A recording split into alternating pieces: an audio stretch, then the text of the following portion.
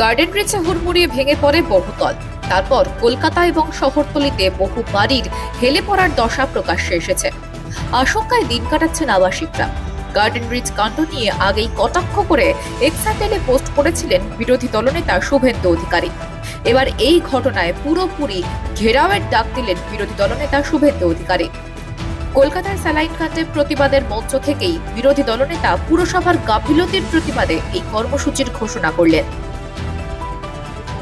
Heritage বাড়ি, জীর্ণ বাড়ি, নতুন ভাষা সংযোজিত হলো জনাব ফিরহাদ হাকিম, যিনি 50% মুসলিম করবেন পশ্চিমবঙ্গকে।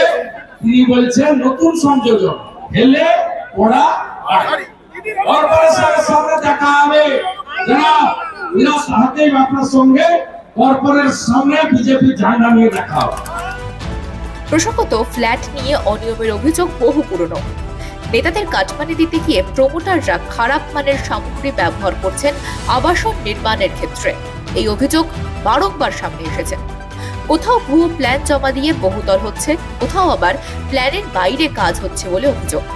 কয়েক মাস আগেই বিধাননগর পুর নিগমের এক কাউন্সিলরের অনুগামীদের বিরুদ্ধে প্রমোটারকে মারধরের অভিযোগ উঠেছিল। তারপর দায়ের হয় অভিযোগ। এরপর থেকেই প্রমোটার পলাতক।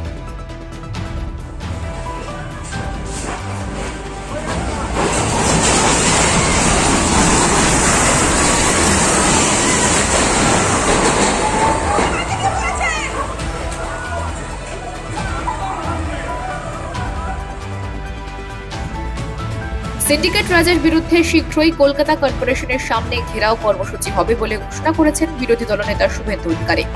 তবে কবে কখন এই কর্মসূচি তা ঘোষণা করা হয়নি। বিজেপি সূত্রের খবর, বিরোধীদের পক্ষ থেকে কর্মসূচি করতে গেলে আসছে পুলিশের বাধা। রাজনৈতিক কর্মসূচির অনুমতি মিলছে না।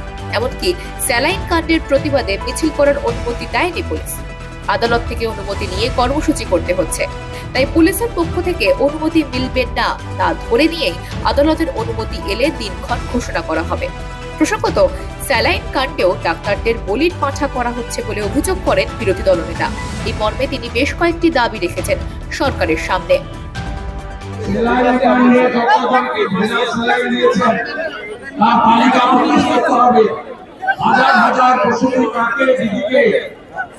বাচ্চাদেরকে আপনারা জাল স্যালাইন দিয়েছেন, তাদের কিডনি নষ্ট হবে। ক্ষমতার সৌজন্যে বাংলায় হাজার হাজার হাজার হাজার পেশেন্টের কিডনি নষ্ট হতে চলেছে। 10ই ডিসেম্বর রাজ্য সরকার জেনেছে। তারপরে যারা স্যালাইন নিয়েছে তাদের তালিকা প্রকাশে। 2 হচ্ছে এখনো ডাক্তারদের বিরুদ্ধে এফআইআর সাসপেনশন, অথচ আরও স্যালাইন কোম্পানির বিরুদ্ধে এফআইআর হয়নি, অ্যারেস্ট হয়নি। ডাক্তার বাবুদের সাসপেনশন তুলতে হবে, এফআইআর প্রত্যাহার করতে হবে। ডক্টররা আমাদের ন্যাশনাল অ্যাসেট। আমাদের দাবি 3, অ্যাপ্রোপ্রিয়েট ক্ষতিপূরণ 5 লাখ নয়। যে একজন প্রসূতি মা নবজাতক মারা গেছে 50 লক্ষ টাকা ক্ষতিপূরণ। যারা ইতিমধ্যে হসপিটালে আছেন অন্তত 10 লক্ষ টাকা ক্ষতিপূরণ তাদের দিতে হবে। আর ভোট আমাদের দাবি সব দায়িত্ব কাঁধে নিয়ে স্বাস্থ্যমন্ত্রী চোর মমতা ব্যানার্জি, তার আরেক সাথে চোর নারায়ণ স্বরূপ নিগম, এই দুজনের আমরা জেল চাই। বিজেপি সূত্রে আরো খবর, আগামী সপ্তাহের গোড়ায় শুভেন্দু দিল্লি যাচ্ছেন। 28 এবং 29 জানুয়ারি দিল্লিতে বিধানসভা নির্বাচনের প্রচারে তাঁর থাকার কথা। সেই সময় কেন্দ্রীয় স্বরাষ্ট্রমন্ত্রী শাহ এবং বিজেপির সর্বভারতীয় সভাপতি জেপি নাড্ডার সঙ্গে দেখা করে আরজিকর সহ বাংলার সার্বিক পরিস্থিতি নিয়ে আলোচনার চেষ্টা করতে পারেন তিনি। ব্যুরো রিপোর্ট, মাধ্যম।